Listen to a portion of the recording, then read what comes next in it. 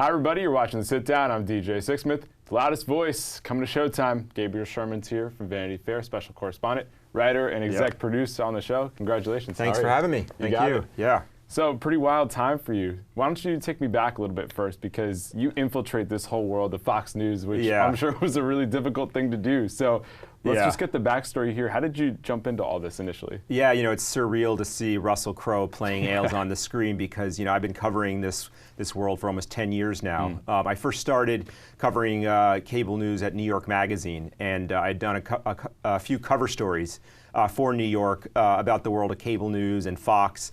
And from the reporting I had done, I just knew that there was such a bigger story to tell about the way Fox News transformed America.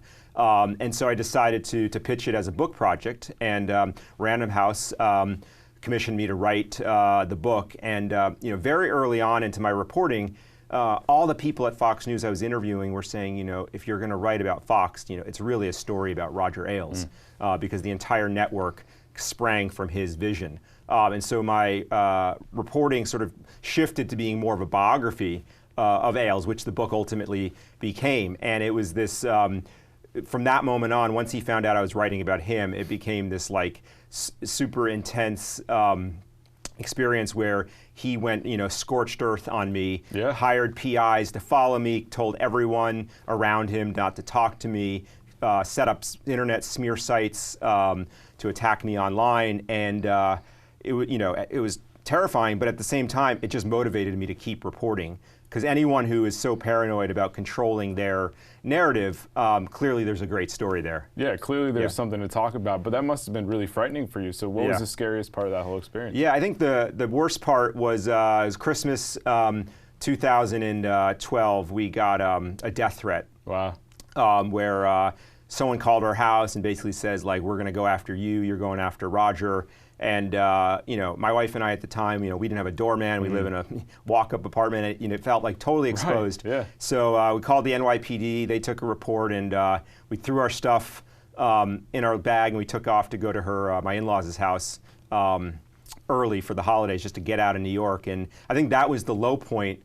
But I just decided I was, you know, more than a year into reporting the book, I couldn't stop. No, and clearly there was more there. Yeah. So what was it like actually getting people to talk to you? Because clearly Ailes didn't want this, so how difficult was that? Yeah, you know, it was, I've never covered, you know, like organized crime or you know, national security, but I imagine that's what it must be like. I was having sources tell me to meet me at like out of the way pubs in random parts of the city. We would sit in the back. I had, you know, one source who would only communicate with me, you know, through anonymous encrypted chat. So it was fascinating, because you think of like a news organization as, you know, sort of open and transparent, and this was operating more like a cult.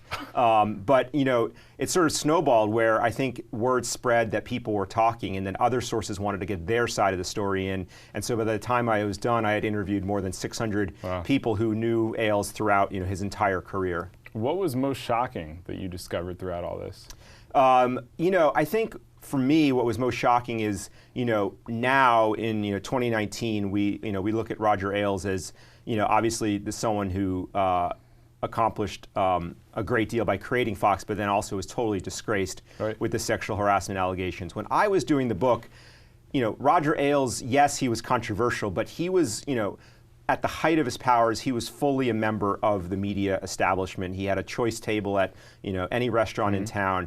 And so I think what was shocking to me was the disconnect between, you know, somebody who was considered, you know, part of the power structure of media, and then behind the scenes was basically a tyrannical cult leader. And, you know, the way that wasn't part of his real true public persona, I think was sort of shocking to me, because the things I was learning, I was like, you know, if the rest of the world knew this, you know, Fox News wouldn't be, you know, considered part of the, you know, mainstream. You know, it's funny to even say that. They think of themselves as, you know, not the mainstream, but they are, you know, part of the media. Yeah. So I think that, and I think when my book was published and the people saw, in some ways for the first time, the scope of Ailes' abusive behavior, I think that started to chip away, and people started to reconsider how they thought about him. Yeah, and that's what makes his legacy so complicated, because he transformed the media landscape, but he was also this horrible monster behind closed doors. Yeah, and I got, I think really one of the turning points in my reporting of the book that showed me that is I got a cache of internal documents from his time at NBC News. He was the president of CNBC and the network America's Talking that would become MSNBC. And it was an HR investigation where they hired lawyers from Proskauer Rose, a white shoe Manhattan law firm, to investigate his behavior. There were allegations that he had made anti-Semitic remarks to a colleague and was, abusive, threatening physical abuse against his executives. And so I'm reading these documents. I'm like, oh my God, like this guy is a train wreck, and yet, he's hired by Rupert Murdoch to do it all over again at Fox News. So I think my eyes were opened that he was a much different person behind the scenes than he was in public. Yeah, and even getting that clause in his out from that deal to go work for a network that hadn't been established yet. Yeah, which we use prominently in the first episode. I mean, it shows him as such a canny and savvy operator that he was already 2 steps ahead of, Jack Welch, who's one of the most powerful executives of his generation. And Ailes had been negotiating secretly with Murdoch, so he put it in his contract that I'll agree not to work for any existing news channels, but what about the ones that don't exist? Right. As soon as he gets that, boom, they start Fox. Really fascinating stuff. So we see a lot of books that are optioned for TV shows, movies. When did this actually become a real thing for you? It's funny. It's had such a long life that the wheels of Hollywood turn slowly. Yeah. So. In fact, HBO had optioned my book even before I had written a word. Wow. And so I got all excited, and then as it happens, these things it stalled, didn't happen, and so the rights reverted back to me. After my book came out, I was thinking, if one network was interested, at some point there's going to be a great movie or TV show here. So my wife and I started writing our own screenplay, loosely fictionalized, about it. And it wasn't until July of 2016, I was in Cleveland covering the Republican convention for New York Magazine, when all of the sexual harassment scandal burst into public. It was Ailes was being ousted from Fox, and that rekindled interest from Hollywood, and Blumhouse Television, optioned it, and their brilliant idea was to do it not as fictional, but do it as real characters based on the book, and do it as a multi-part, not a movie, but a multi-part TV series. So from the summer of 2016 until, basically now we've been, full stop to get it on the air. Yeah, I mean, I've seen the first 4, like I told you, and it's really fascinating. So what's it like for you to see Russell Crowe playing Ailes and Naomi Watts and everybody else in there? Yeah, I mean, particularly in the case of Russell, I've had like a few sleepless nights because it sort of feels like, watching him, that Ailes is back from the dead. Yeah. And I was on set as much as I could be, and to see him in these scenes, and especially the scenes in later episode, he's talking about my character, and seeing him portray how he wanted to destroy me was chilling.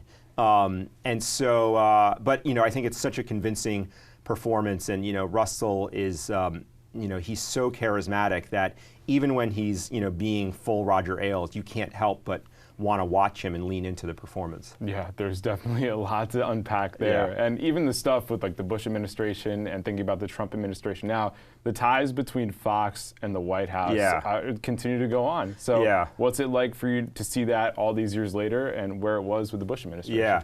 So we, was great is, when I just started to do the TV show, I got a whole nother level of access and more sources came forward. And so we were able to put a lot of that into the series. And, the second episode in particular, we show the ways in which Roger Ailes was basically operating as an arm of the Bush White House to sell the Iraq War.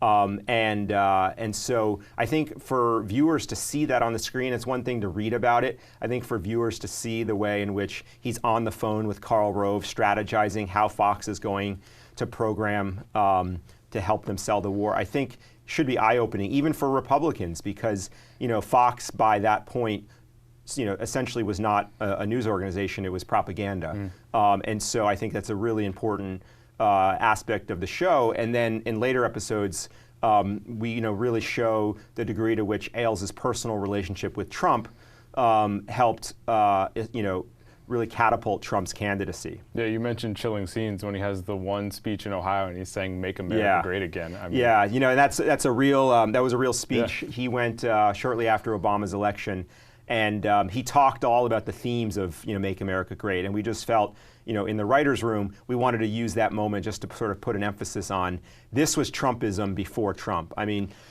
if viewers take sort of one thing away from this show, in addition to just being, you know, an incredibly entertaining series with amazing actors, we want this show to really illustrate how Fox News and Roger Ailes created the world that allowed Donald Trump to, you know, become president. And so Ailes' kind of populism, America First ideas, which he was pushing, you know, as far back as 2008, you know, laid the groundwork for Trump. Definitely. Did you ever think anything would topple Ailes? You know, yes and no. I remember when my book came out, I had several women quoted on the record alleging sexual harassment, and I had heard, you know, scores of stories of others, but you know, rightly so. These women were terrified to come forward. So I was waiting for the floodgates. I remember saying to my wife, you know, it's going to happen. Like, there's so many more women out there, and so in that sense, I knew it would happen one day, but I did not expect it to happen from Gretchen Carlson. You know, she was by that point, you know, a really diminished person at Fox News. Yeah. Ailes had kind of isolated her, and when she filed this lawsuit, it was, you know, totally out of the blue, and just see how quickly it snowballed. I think was pretty surprising to everybody. Yeah, with him, O'Reilly. I mean, it was these people that I mean, seemed he was out, untouchable. you know, 2 weeks from the moment she filed this lawsuit, he was fired. So I think that was, you know, completely shocking, and nobody thought Ailes would fall that fast. Yeah, no doubt. And even like low key in the show, the stuff with Hannity, like just muting the screen, and Hannity really wasn't polished before he came to Fox. No. Yeah, and Hannity has talked about this in his own interviews. You know, he was a radio guy. Yeah. He was, you know, not ready for prime time, but Ailes could see, and this is part of the show where we show the full all sides of Ailes. I mean, he was a brilliant producer.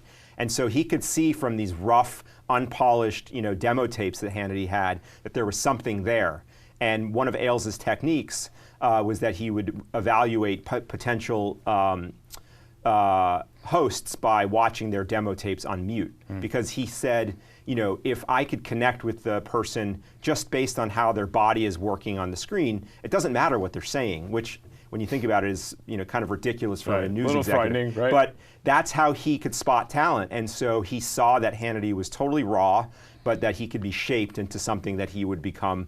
Obviously, today is the, you know, the #1 cable host at Fox. So, you know, there's names like Bill Shine that obviously pop up in today's world. What do you think Fox is like post-Ailes? Are they still following that playbook, or are they kind of doing something a little different now? Yeah, it's, you know, it's a fascinating story because, you know, when Ailes was fired from Fox, there was really a power vacuum. He had built such a culture of fear and ruled, you know, from the top down that there was no one person to fill that void. And so what happened was, after Donald Trump's election, Donald Trump effectively became the head of Fox News, because now all of the shows were basically chasing the ratings, and the only thing at Fox that seemed to rate really well was pro-Trump coverage. It wasn't like there were daily talking points coming from the top, which is the way it worked from when Ailes ran it. It was kind of now this free-for-all. And so all the shows were chasing ratings, and so it became kind of by default Trump TV. And, you know, we've seen pockets of resistance at Fox, you know, with Shepard Smith and Chris Wallace. But, you know, the network is now so closely aligned with Donald Trump's audience. It's going to be very difficult for them to separate from Trump. So in a way, you know, Fox is even more propaganda post-Ailes than it was before Ailes. And I reported this in Vanity Fair shortly before, you know, right around the time of Trump's election. Ailes said to Rupert Murdoch, like, you got to be careful because, you know, Trump is going to end up totally controlling Fox News. And that's what happened. Ailes would have been savvy enough, I think, to have at least created some critical distance so that Fox would still help Trump, but it wouldn't be beholden to Trump. That's really interesting because you think those two would be aligned, but Ailes didn't want to lose the power. Yeah, exactly. And we show that later in the series, and the way that was played out was when, after the first Republican primary debate in 2015, we now famously remember Megyn Kelly asked that question about Trump's history with women. Trump attacks Megyn Kelly, and what happens? The Fox News audience was siding with Donald Trump. All the emails and tweets that were coming into Fox were on Trump's side, not Megyn's side. And that was a real wake-up call to Roger Ailes that that Trump's brand was becoming bigger than Fox's brand. I mean, Trump going too far for Roger Ailes really says something about Donald Trump. Yeah. Did Ailes ever read your book?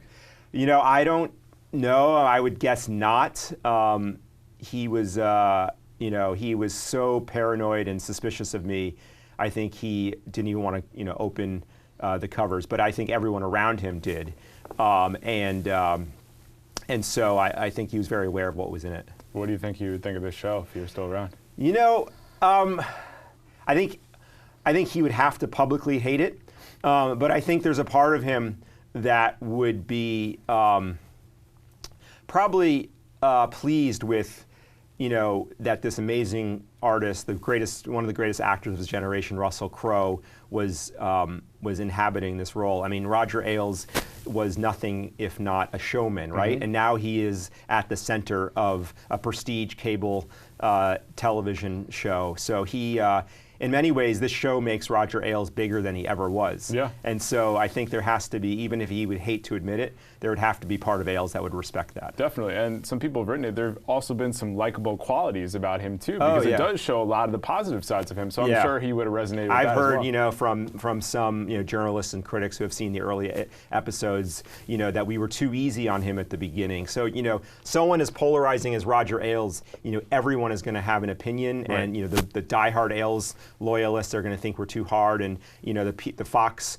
critics are going to think we're too easy. And I think in that conversation, I think it's all part of the culture trying to, you know, process and grapple with how this one man had so much power. Yeah, I mean, from what I've seen, honestly, I think you give the full gamut there. Yeah. You show who he was as he's coming up. You've shown the dangerous sides of him, and you've shown the schmoozing and the political operative in him as well. Yeah. So I think you guys did a great job with it. Thank you. Well, Gabe, it's been a pleasure, man. Thanks, man. Thanks so much. Sunday's a big day. Yes, excited. Looking forward. Sunday, Showtime, The Loudest Voice. You guys can check it out there.